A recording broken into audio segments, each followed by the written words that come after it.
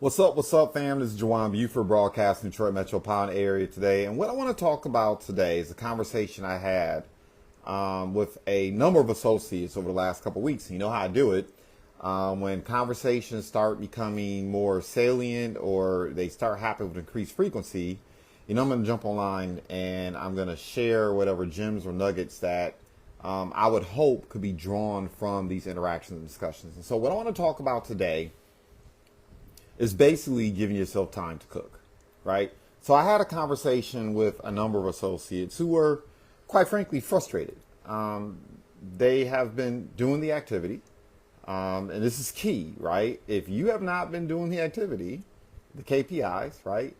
Inviting people to learn about your business, conducting three-way calls to get a prospect or an individual to come to a live event, or worst case scenario, a Zoom event. And a live event, of course, can be, to an extent, a Zoom event, but you know what I mean, right? A live briefing, a live luncheon, a belly-to-belly, eyeball-to-eyeball conversation. That's always going to be the best way to engage a prospect, particularly someone whom you want to recruit, right? Enrolling memberships digitally can be effective. Enrolling clients digitally can be effective. But at the end of the day, when you talk about building a team, that's building, what you're really talking about doing is building relationships, right? And so the best way to build a relationship is always going to be one-to-one or in a group of people where you can shake hands, eyeball each other, take inventory of each other, and, develop those wonderful, warm feelings for each other, right? So that's not the purpose of this talk today, but you get the point, right? You're doing the activity. You are getting people to the presentation. You are asking for referrals, right? These are the key performance indicators that will determine whether or not you are involved in the right activity on a day-to-day basis to build a thriving business. And so the conversation I've had, assuming that you're doing those things, assuming that you're showing up for training, right? Because look, entrepreneurship, it's not like the movies. It's not like social media, right? Where people say you start with business, all of a sudden money rains from the sky like manna. That's not the way it works, right? 9 times out of 10, if someone's become successful and you begin to notice, you may learn about them overnight, but trust me, they've been building for a time, right? You just learned about them overnight. And what I share with individuals is, look, you have to resist the urge to compare. Someone asked me, how in the world are you having success? How are you able to turn up in 24 or 40 hours when you need to? How are you able to turn up over the course of a week? How are you able to turn up over the course of 90 days if you're in a 90-day run? And what I share with them is, number one, I'm not new to this, right? I may be, not may, I'm in my 40s as an adult, but I've been doing entrepreneurship in a variety of different industries for approximately 20 years, right? And so, number one, I've been planting seeds for 20 years. I've been developing relationships for 20 years. I have been able to develop kind of like almost a brand for 20 years. People know who I am and what it is that I do. And that's been developed for 20 years. That just doesn't happen overnight. You don't create that type of credibility overnight. And so oftentimes when I'm able to turn up in a 24 or 48 hour period of time, a lot of times I've been planting those seeds. I've been watering those seeds. I've been tilling the field, right? I've been adding fertilizer, helping people out, right? Edifying, celebrating, clapping for other individuals' success. And because of those relationships and those interactions and having served for a period of time, oftentimes what's happening is that people are reaching out to me more times than not. Or when I reach out to them, they're already kind of warmed up, if you will, right? We had a luncheon this past week where a young lady ended up attending, and she has known or been exposed to the work I've been doing in the community for approximately 7-8 years. And she let me know as such. Well, it wasn't difficult for me to follow up and say, hey, I'd like to set up a time to have lunch sometime next week to talk a little bit more about entrepreneurship development, about business development, about financial independence, wealth building, collaboration, because I'm a known commodity. And sometimes that's really, as far as I'm concerned, that's often 80, 90% of it, right? you have a lot of individuals who maybe you've started your entrepreneur journey a year ago, 2 years ago, 5 years ago. But you haven't really had the time to develop the skill stacks, to develop the experience stacks, to develop the talent stacks, the knowledge stacks, the leadership stacks, right? And in order to have success, you have to develop these stacks. You have to give yourself time to cook. You know, in terms of entrepreneurial years, I'm a 20-year-old, right? I've been doing it for 20 years.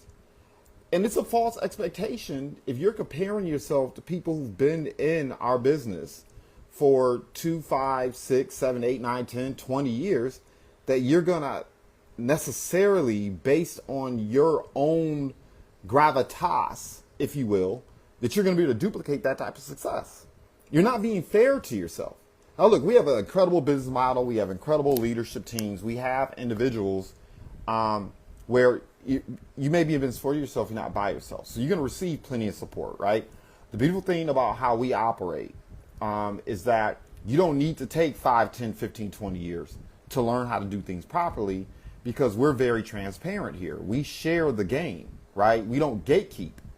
So there's Zoom calls you can jump on. You can set up coaching calls. You can participate in recordings that transpire, and you can immediately accelerate your learning curve, right? You can come to regional events that are transpiring all over the United States and in your marketplace. And if it's not a 15, 20 hour drive, okay, it's a 2-hour drive. Well, I'll drive somewhere 2 hours to expedite my process by 5 to 6 years, right?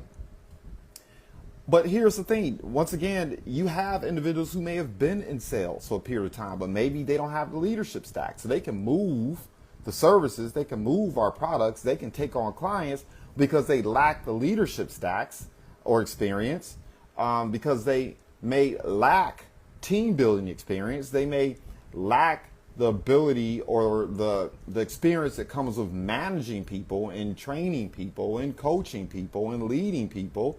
They may be very quick. So you'll see people shoot off like a rocket in terms of taking on clients, but may take a short amount of time to build, right? These things matter. And so, like I said before, the conversation I had with the individuals, like, look, how long have you been doing entrepreneurship? Let's just be honest, right? The response was, well, I've been at this for about 6 months. And once again, the person was frustrated. They were upset because they're like, man, I'm passionate about this. I believe in this. I want to get the same results that you're getting. I want to get the same results that someone else is getting. I want to get the same results somebody else is getting. And my response to them is, you got to be fair to yourself, right? Number one, what I encourage people to do is how most entrepreneur endeavors end up being launched. And that's on a part-time basis, right? It's very rare that you have individuals who've had success as entrepreneurs who lost a job, quit a job, something dramatic's happened in their life, and all of a sudden they got to go full-time. And I'm going to be frank with you. Oftentimes people who do that, you hear about success stories because of the nature of social media and people in general. You don't hear about the failure stories. More people crash out taking that approach than not. I mean, I got to believe it's got to be astronomical. I got to believe the number has to be 70, 80% for individuals who say, I'm going to walk away from a job either out of choice or they've been forced out of it. And then all of a sudden they're going to jump into entrepreneurship lacking all these different stacks and have success right out the gate. It just doesn't happen. You don't rise to your level of desire. You rise to your level of training and experience, right? And so there's just certain insights.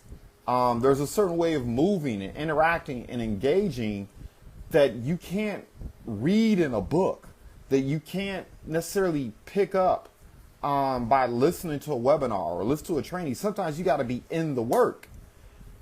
And if you've been doing this for 6 months, once again, I don't want to be redundant, but I don't want you to be too hard on yourself. I don't want you to believe, and you shouldn't believe, you shouldn't expect, you shouldn't feel like you deserve to be as effective as someone else who's been doing the thing for 5, 10, 15, 20 years. You're comparing if you've been in the business for 6 months, I want you to think about it like you're a grown adult, but I want you to think about yourself as a 6-month child. You're not going to feed a 6-month child steak, right? You're not going to ask a 6-month child to get out on the track and outrun a grown adult.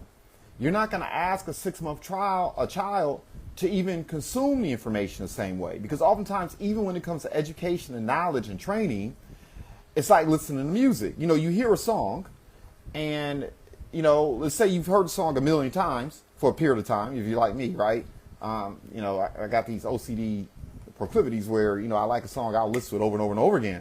But then 2 years go by, 2 months go by, 20 years go by, you hear the song again, but you hear it differently. It's not that the song changed, you've changed. So you're listening to it differently. That happens too, right? That's part of that process of cooking, if you will, right? And the mentorship, and more importantly, the exampleship, right? That's something else, right? I ask people to please don't be lazy in language. Like sometimes you have to utilize your 2 ears. You got 2 ears and 1 mouth for a reason. Listen, pay attention. When there are individuals in my space or in the ecosystem that are having more success than me, I'm listening to what they're saying, but you know what else I'm doing? I'm watching how they move. I'm paying attention, like laser focus on the language that they're using. And I may not always understand the language they're using, but the bottom line is, if someone is earning 6 figures or 7 figures plus in this business, when they're given the presentation, that is a presentation that has helped to earn them 6 and 7 figures. Some of us are trying to jump into it and do it our way. Some of us are trying to take shortcuts and expedite the process. No, I will gladly drop, adopt, change, alter my presentation when I find out somebody else is communicating the message, the value prop, in a way more effectively than me, right? And for those of you who've worked with me personally, if you listen to my presentation is really just a constitution of other presentations, right? You'll hear Tony Petrell in my presentation. You'll hear a little bit of Darnell Self and Carruthers in my presentation. You'll hear a little bit of Melissa Wilder in my presentation. You'll hear a little bit of my presentation. You'll hear some of Rob Hurst in my presentation. You'll hear those things. And when I hear other people whose stack is bigger than mine, I'm going to borrow their stack, right? I'm going to glean what I can glean from them. And that's the other thing that I would encourage you to do. When I'm having conversations with a lot of our business partners, I'm like, tell me, how are you inviting people to learn about the service, right? I'll give you an example. And look, if the shoe fits, wear it. Eat the fruit, spit out the seed. If this is not applicable to you, it's not applicable to you. But if it is, and you need to hear this, I need you to hear this, right? So I asked someone the other day, I was like, you know, when you are inviting people to look at a tool, particularly when you're dealing with business owners, I asked them, after you invite them to look at the tool, what are you doing? They said, well, I'll recommend a Thursday at 5. And for me, it was an eyebrow raiser, because the one thing I know about business owners is we're busy. And the other thing about business owners don't like to be told what to do. That's why they decide to be business owners. When I'm scheduling appointments, I give people choice, and it's just small nuance, right? I'm meeting with a business owner. I invite them to learn about a tool, whether it be audio or video, some type of pre-recording, or even if I'm inviting them to an event. And if you're working jointly with me, you'll hear me say to a business owner when I'm making the invitation, hey, when do you think you'll get around to taking a look at this? And they may say, I'm going to look at it tomorrow, or I'm going to reflect on this later on today, or today is what, Thursday? Today's today. You're an entrepreneur, that's what it is, today. I may look at it Friday, or I may look at it Saturday. And then you'll hear me say, well, look, if I were to follow up with you Friday, should it be morning or afternoon? They say morning, 8, 9, or 10. They say afternoon, 1, 3, or 5. Now, what they don't know is that I'm looking at my calendar, and I already know the windows I'm available. And so I'm really asking them what times will work for me that will work for them, but I'm giving them the choice, right? I may ask them if I know there's a luncheon and a briefing taking place on the same day of the week. I may ask, well, look, let me ask you a question. Are you available Wednesday at 1 or with Thursday at 6? Why? Because I know there's a luncheon taking place Wednesday at 1. I also know there's a Zoom meeting, which is the former is my preference. You got to do what you got to do. Or would Thursday at 6 work best for you? They say Thursday at 6. Thursday at 6. Live Zoom. Send an invitation. If they say, well, no, you know, I want to grab a bite to eat, I'm open to that, right? People don't oftentimes turn away free food. Business is usually done, or deals are made either on a golf course or at at a restaurant table eating food, right? It's Americans' favorite pastime. It's people's favorite pastime to grab a bite to eat, right? I'm asking either or, right? So I'm never going to ask a business owner, hey, you available Wednesday at 1? Never going to do that. Are you available Thursday at 6? Are you available Tuesday at 5:45 or Tuesday at 7? I don't do that. I'm always either or because I know business owners like control. They like agency in everything that they do, right? And so even little small nuances like that, the exposure process, how you invite people, right? You know, you'll hear me ask someone, look, you know, after edifying them, after edifying the tool, once again, you'll hear me say, if I were to follow up with you, if I were to forward the information to you, would you take a look at it? I don't say, hey, I'm going to send the information to you right now, and then I'll follow the, no. Because then they're going to put you in the land of maybe. You send someone, you don't schedule a follow-up when to connect with them again, you're going to get put in the land of maybe. Maybe they'll look at it, maybe they won't. Maybe they'll look at it today, maybe they'll look at it tomorrow, maybe they'll look at it a year from now, maybe they'll look at it 2 years from now. I know, I don't want to be put in the land of maybe. I'm going to ask, when are you going to get around taking a look at this? And I'm going to let them tell me when they're getting around to take a look at it. I'm scheduling an appointment to follow up with them. Oftentimes what I'm hearing is that people are so eager and quick to get the information in front of someone, you're missing an important step. And if someone says, well, I'm going to look at it tomorrow, let's say at 1 o'clock, I'll say, well, look, do you prefer that I give you a call at 3 or 5 tomorrow to follow up?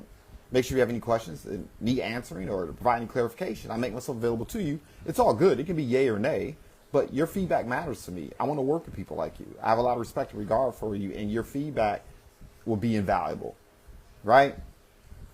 So I'm going to say, once again, 3 or 5 o'clock. If they say I'm available at 5, so you sure you're available at 5? Yeah, you sure? You positive?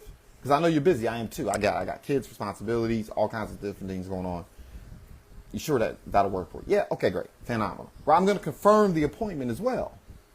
And there's a psychology to this, but I don't have time to go into psychology because an appointment is getting ready to start here in a moment. I don't want to miss the appointment. But you get the point, right? Don't be lazy in language. Pay attention to these scripts. Like I said before, some of you are like doing 50% of the script, doing 50% of the approach, and you wonder why you're getting like 20% of the results. And a lot of that has to do with, I'm just going to be real with you, being a little bit lazy in language. You want to approach the business in your voice. You want to approach the business as you are, as yourself. But you also have to understand that maybe, you know what, let me stop being coquettish about this. You are where you are as you made an appointment to be here. If you're not getting the results you want, you have to become a person that gets different results, which means you may have to use different language. You need to learn different language. You may need to learn different frameworks, different mindsets, approaches, and ways of seeing things, right? Because business at the end of the day is easy. If you do what successful people do, you will have what they have. And sometimes you got to get out your own way too. That's important too. And look, let me give you the flip side. I'm not saying you got to sound exactly like other people. You have to sound exactly like them, but also understand that there's craft here, right? A lot of these scripts, a lot of these approaches, a lot of these ways of communicating things have been practiced. They're tried and true. It hasn't just worked for one person. It's worked for hundreds, if not thousands of people. And so for you to come into this business, or for you to come into any business endeavor and think that you don't have to learn that craft, that's problematic. I had a conversation with someone earlier today about how to communicate to HR directors and CFOs and CEOs and COOs so to be more inclined to schedule the appointment, or more inclined to have the Zoom call, be more inclined to have the conversation. It's certain language that's out there, right? So there's a reason why you want to take certain classes. There's a reason why you want to get involved in certain learning and curricula to not oftentimes learn what to say, but the language to deliver the value prop in a way that a person that you want to learn about what you're doing will receive it better, right? So words like absenteeism or presenteeism, right? Employee retention, right? There's a language, the business out there that you have to be willing to learn as well if you want to operate in that space. And so, that's the conversation I wanted to have today. Like I said, it's come up numerous times, and I wanted to kind of address that elephant in the room.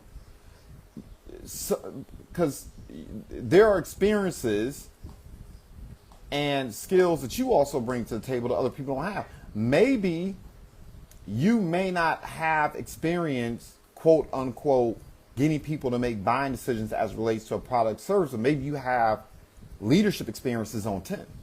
You've managed a lot of different teams. You've managed a lot of different people. You've built teams before. There are people in our business that are phenomenal at building teams, but I wouldn't put them in front of my children.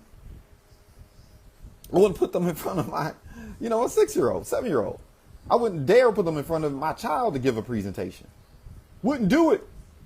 Because I know they're not good at it. I wouldn't have them communicate the small business plan or the group benefit. But I know they know how to build a team. Right? And so I want you to be easy with yourself. I want you to be eager. I want you to learn fast. I want you to model fast. I want you to be an example fast. I would encourage you to consume what you need to consume as quickly as possible. But also understand there's a learning curve here that has to transpire, and there's no avoiding it. Because if you skip these steps, what will end up happening is you will have maybe success in one area of your business, but you have deficits in other areas, and it will rear its ugly head later on down the line, right? And then, last but not least, and I'll wrap up, so I can hear this point. That's another reason why I'm a huge, huge proponent of using three-way calls and using third-party presentations. Because once again, you may lack these stacks. It's okay. You can get those of us who are experienced who don't lack these stacks, and you can hear our presentations. You can hear the way we overcome objectives. You can hear how we assuage people's concerns and feelings and consternation they may have. You can also watch and observe how we deal with failure. Don't think for a moment that the individuals who've achieved an incredible success aren't out here catching L's occasionally too. People say no to me all the time. I had someone say, Jawad, you give the best presentation, and everybody says, I said, no, they don't. I've given presentations in front of 7-10 people, and it's flat out no. I've given presentations in front of 7-10 people, all of them say yes. I've been able to mirror match with people, and because we have the same background, we have the same life experience, come from the same industry, and we just hit it off. On the other hand, I've given presentations in front of people, and it was like oil and water. It just wasn't going to mix. It wasn't going to happen. I had to get somebody else involved, assuming that I could save the interaction or relationship, right? These things are going to happen. Even the best of us encounter difficulty. What I would encourage you to consider, though, is that those of us who win at a higher level is because we lose at a higher level. What I mean, our rate of failure is faster than yours, right?